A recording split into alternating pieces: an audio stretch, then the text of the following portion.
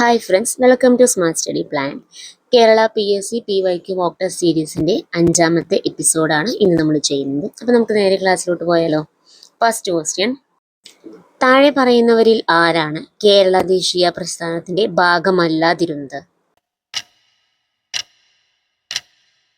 Answer option C, T Sunandama. Next question: Vande Mataram ഏത് വിഭാഗത്തിൽ ഉൾപ്പെടുന്നു? ആൻസർ ഓപ്ഷൻ എ, ഉറുദു പത്രം. നെക്സ്റ്റ് ക്വസ്റ്റ്യൻ: മനുഷ്യന് ചില മൗലിക അവകാശങ്ങളുണ്ട്, അതിനെ ഹനിക്കാൻ ഒരു ഗവൺമെന്റിനും അവകാശമില്ല. ഇത് ആരുടെ വാക്കുകളാണ്? Answer option A, John lock.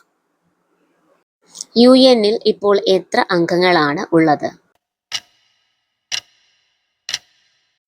Answer option D, 193 അംഗങ്ങൾ.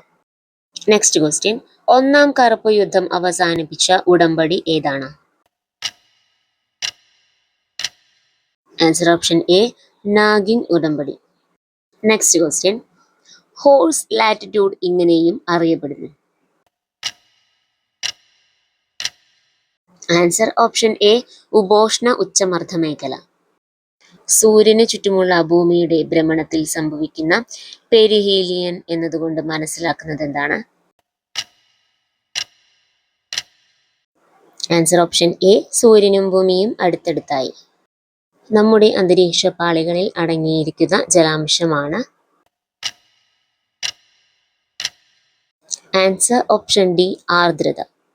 നെക്സ്റ്റ് ക്വസ്റ്റ്യൻ: റിമോട്ട് സെൻസിംഗ് സാങ്കേതിക വിദ്യയുടെ ആധുനികവൽക്കരണത്തിന് ഇന്ത്യയുടെ സംഭാവന ഏറെ പ്രസക്തമാണ്.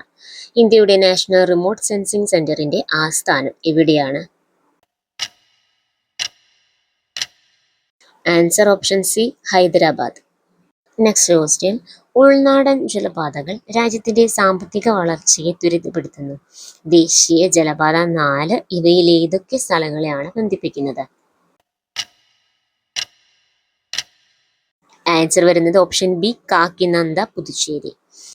അപ്പോൾ ഇന്നത്തെ ടെസ്റ്റിൽ നിങ്ങൾക്ക് എത്ര മാർക്ക് കിട്ടിയെന്ന് കമൻറ്റ് ചെയ്യാൻ മറക്കണ്ട. ഓക്കെ, അപ്പോൾ നമുക്ക് പാർട്ട് 6 മീറ്റ് ചെയ്യാം. Thank you.